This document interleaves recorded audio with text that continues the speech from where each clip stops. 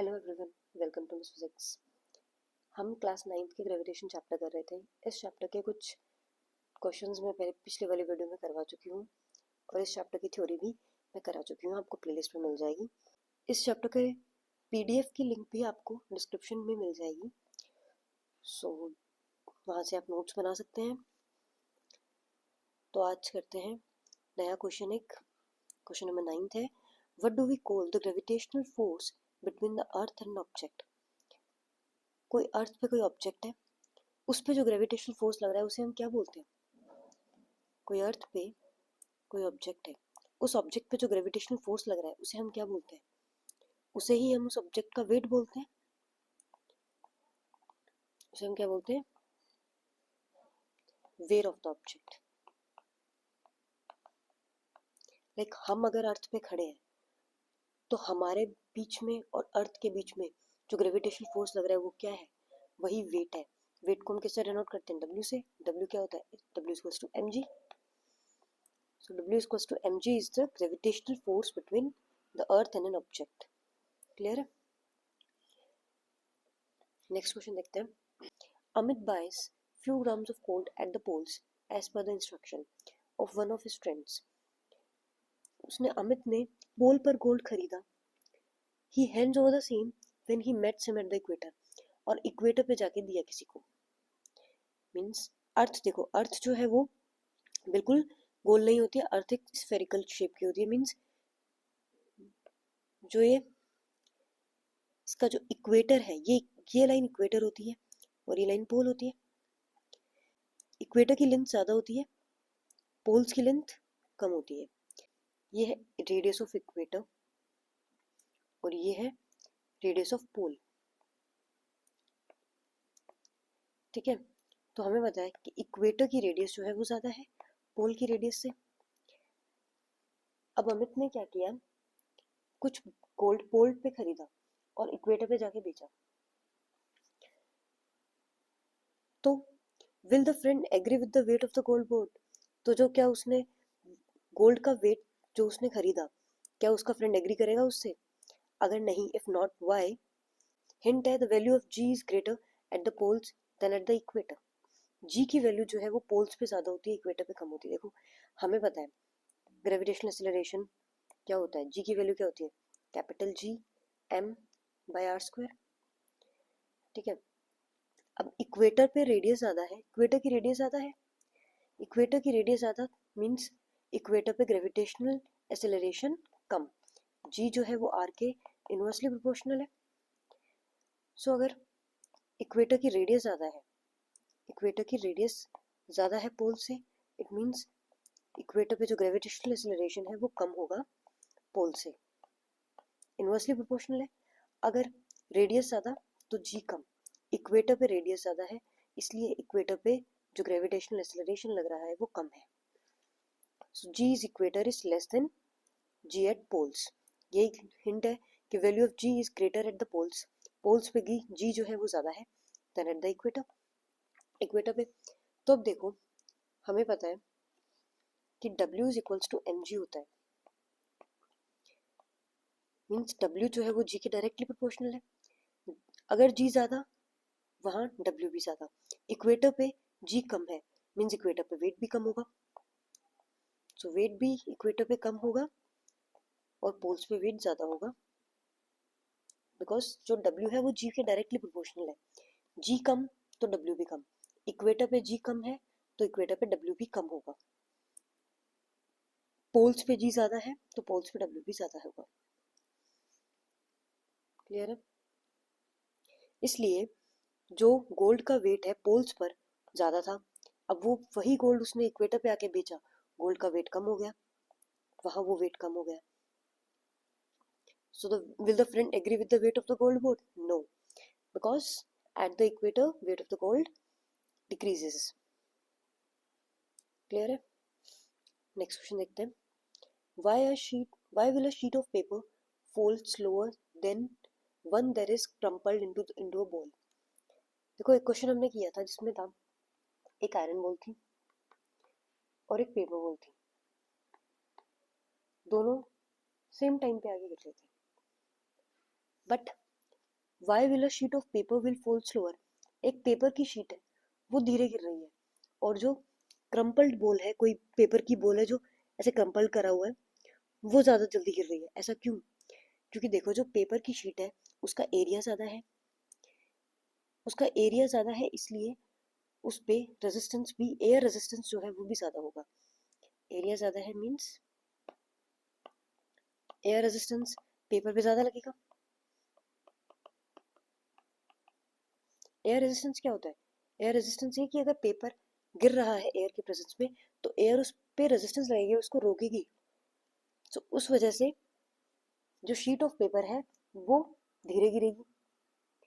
A flat sheet experiences more air resistance due to its larger surface area, sheet का surface area ज़्यादा इसलिए उस पर air resistance ज़्यादा।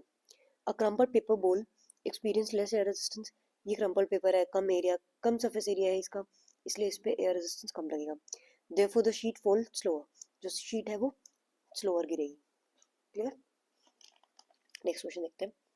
Gravitational force on the surface of the moon is only 1/6 as strong as gravitational force on the earth।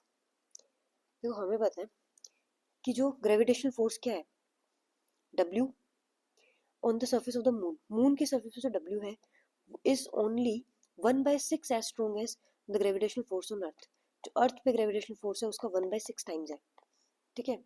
So what is the weight in newton of 10 kg object, एक object है जिसका मास हमें दे रखा है 10 kg है। इस हमें पूछा है what is the weight in newton, इसका वेट पूछा है हमें, weight in newton of 10 kg object on the moon and earth, मतलब वेट पूछा है इसका मून पे और अर्थ पे। तो देखो देखो पहले वेट ऑफ अर्थ देखते हैं। अर्थ पे वेट क्या होगा? मास इंटू अर्थ पे ग्रेविटी। मास कितना है? 10 kg। अर्थ पे ग्रेविटी कितनी लगती है? 9.8। सो अर्थ पे वेट आ जाएगा 98 न्यूटन। सो मून पे वेट कितना होगा? मून पे वेट हमें पता है 1/6 ऑफ अर्थ पे वेट होता है। अर्थ पे वेट हमने निकाल लिया 98 है। सो इसे सॉल्व करेंगे तो 6 × 6 3 6.2 मीन्स मून पे वेट आया 16.2 न्यूटन। तो नेक्स्ट क्वेश्चन करते हैं। A ball is thrown vertically upwards with a velocity of 49 meter per second. Calculate the maximum height to which it rises. Second, the total time it takes to return to the surface of the earth. देखो एक ball को मैंने vertically upward direction में फेंका, upward direction में उसे फेंका, किस वेलोसिटी से? 49 मीटर पर सेकंड वेलोसिटी से उसे फेंका। मतलब इनिशियली मैंने उसे 49 मीटर पर सेकंड वेलोसिटी से फेंका। हमें मैक्सिमम हाइट निकालनी है, find the maximum height to which it rises. वो बॉल मैक्सिमम कितने हाइट तक जा सकती है? वो मैक्सिमम हाइट पर जाने के बाद एक बार रुकेगी बॉल, मतलब फाइनल जो है वो मैक्सिमम हाइट पर उसकी फाइनल वेलोसिटी क्या होगी? मैक्सिमम हाइट पर यहाँ पर उसकी फाइनल वेलोसिटी क्या होगी? 0। तो v हमारे पास 0 है। हमें हाइट कैलकुलेट करनी मीन्स हमें ये h कैलकुलेट करना है। अब हमें पता है जब बॉल को मैंने ग्रेविटी के अगेंस्ट फेंका तो जो एक्सेलरेशन है वो g के इक्वल है, और g कितना है? 9.8 है मीटर पर सेकंड स्क्वायर।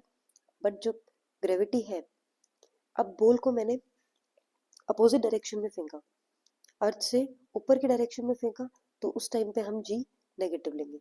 अगर बॉल अर्थ की तरफ आ रही होती तो g पॉजिटिव होता, और अगर बॉल अर्थ से ऊपर की तरफ जा रही है तो g नेगेटिव होगा। ठीक है। सो है हम बॉल ऊपर की तरफ फेंक रहे हैं तो g हमने नेगेटिव में लिया है। थर्ड इक्वेशन ऑफ मोशन के अकॉर्डिंग हमें पता है v² - u² is equals to 2 a की जगह g एंड हाइट जो है डिस्टेंस है वो है h हमारे पास। v² v कितना है? 0, 0 का स्क्वायर, माइनस u कितना है? 49 का square is equals to 2 into gravity कितनी है? -9.8 एंड h कितना है? h हमें कैलकुलेट करना है।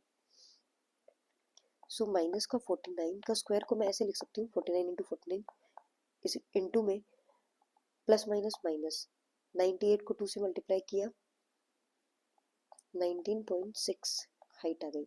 अब जो ये मल्टीप्लाई में है वो इधर डिवाइड में चला जाएगा, माइनस से माइनस कैंसिल आउट, हाइट की वैल्यू आ गई हमारे पास 49 इंटू 49 डिवाइड में 19.6। अब इसे सॉल्व करें, पॉइंट हटाते हैं, 10 ऊपर, 2 9 जा 18, 2 8 जा 16, 2 5 जा 10, 7 1 जा 7, 2 7 4 जा 28, 7 7 जा 49, 7 2 जा 14 और इसे कैलकुलेट करते हैं तो 5 9 जा 45, 5 4 2 45 डिवाइड में 2।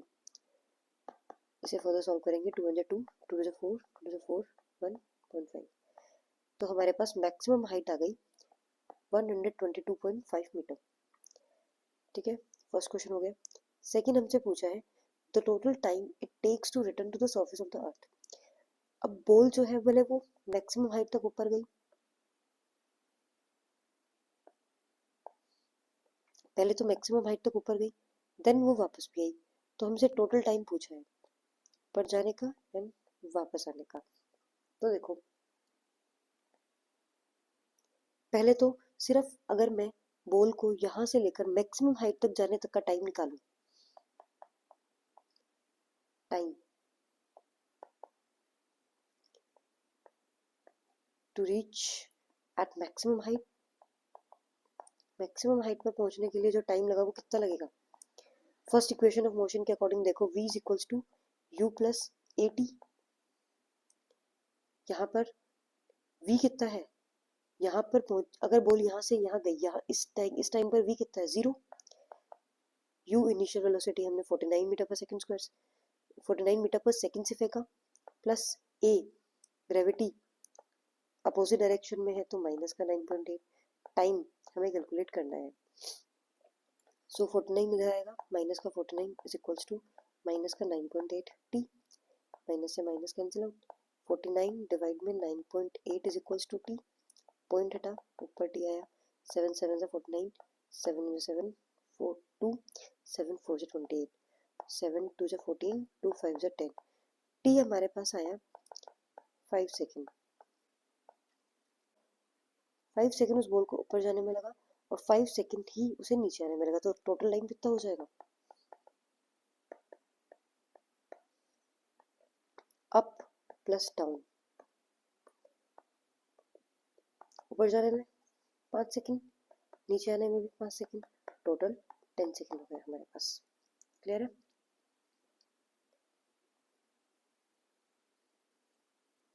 नेक्स्ट क्वेश्चन देखते हैं।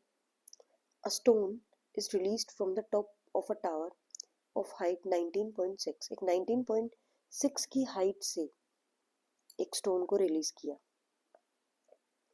ये हमें हाइट दे रखी है, एच दे रखा है 19.6 metre. Calculate its final velocity, v calculate करना है मुझे, just before touching the ground, ground touch करने से पहले, मतलब जब वो फाइनल वेलोसिटी फाइंड करनी है just before touching the ground, इस पॉइंट पे हमें उसकी फाइनल वेलोसिटी कैलकुलेट करनी है। अब इधर u कितना होगा, इनिशियल वेलोसिटी कितनी होगी इसकी, इनिशियल वेलोसिटी जब बॉल स्टोन को रिलीज किया, मैंने फेंका नहीं है, मींस इनिशियल वेलोसिटी उसकी 0 है, स्टोन जो है वो फ्रीली फॉल कर रहा है, इनिशियल वेलोसिटी इसलिए उसकी 0 हो जाएगी। a कितना है, g के इक्वल, अब स्टोन नीचे की तरफ आ रहा है, अर्थ की डायरेक्शन में आ रहा है, तो हम पॉजिटिव लेंगे, 9.8 मीटर पर सेकेंड स्क्वायर, और h हमें दे रखा है 19.6 मीटर। अब थर्ड इक्वेशन ऑफ मोशन के according v square minus u square is equal to 2as, v कितना हमें कैलकुलेट करना है, u 0 का square plus 2a 9.8, s 19.6, then v square is equals to 2 into 9.8 into 19.6। अब देखो 2 into 9.8 कितना होता है, 9.8 को अगर मैं 2 से मल्टीप्लाई करूँ, 2 16 1 2 18 19.6, 19.6 into 19.6 is equals to v square, तो v कितना आ जाएगा 19.6 मीटर पर सेकेंड। क्लियर है, हमें यही कैलकुलेट करना था कि a stone is release from a top of of top of a tower of height 19.6 metre के टावर से हमने एक स्टोन को रिलीज किया। हमने कोई वेलोसिटी से फेंका नहीं, फ्रीली फॉल हुआ है। इट मीन्स इनिशियल वेलोसिटी 0 रहेगी। हमें फाइनल वेलोसिटी कैलकुलेट करनी थी। हमें एक्सेलरेशन ड्यू टू ग्रेविटी पता है, हमें हाइट पता है। थर्ड इक्वेशन ऑफ मोशन के according v square minus u square is equals to 2as लगाकर हमने फाइनल वेलोसिटी को कैलकुलेट कर लिया। क्लियर है? अब नेक्स्ट क्वेश्चन देखते हैं। A stone is thrown vertically upward with an initial velocity of 40 metre per second. एक स्टोन है जिसे ऊपर की तरफ फेंका है, vertically upward with an initial velocity of 40 metre per second. Initially velocity जो है वो 40 मीटर पर सेकेंड, मतलब हमें इनिशियल वेलोसिटी दे रखी है। टेकिंग जी, यहाँ हमें क्वेश्चन में गिवन है जी जो है 10 मीटर पर सेकेंड स्क्वायर ले लो। Find the maximum height reached by the stone. ये स्टोन जो है वो मैक्सिमम कितनी हाइट कवर करेगा, हमें h कैलकुलेट करना है। And what is the net displacement and total distance covered by the stone. Displacement भी निकालना है एंड डिस्टेंस भी निकालना है। स्टोन ने कितना डिस्प्लेसमेंट कवर किया और कितना डिस्टेंस कवर किया और कितना डिस्प्लेसमेंट कवर किया, ये भी कैलकुलेट करना है। सो देखो, अब अगर कोई स्टोन ऊपर की तरफ फेंका मैंने इनिशियल वेलोसिटी के साथ, तो मैक्सिमम हाइट पर इस टाइम पर उसकी वेलोसिटी क्या होगी, 0। सो फाइनल वेलोसिटी हमारे पास 0 है। थर्ड इक्वेशन ऑफ मोशन के according v square minus u square is equals to 2gh। v कितना 0, u कितना 40 इंटू 40 का स्क्वायर,